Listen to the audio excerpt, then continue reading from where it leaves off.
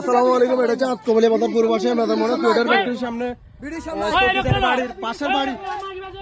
এই বাড়িতে বিভিন্ন ধরনের এই বাড়িতে বিভিন্ন ধরনের ব্যবসা চলে থাকে।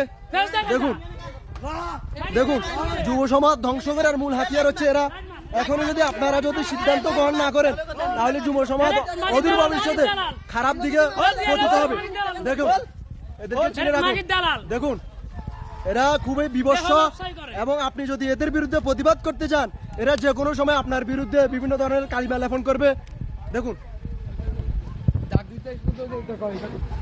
দেখুন এরা যদি আপনি কিছু বলতে চান এরা আপনাদেরকে পাঠিয়ে দিবে।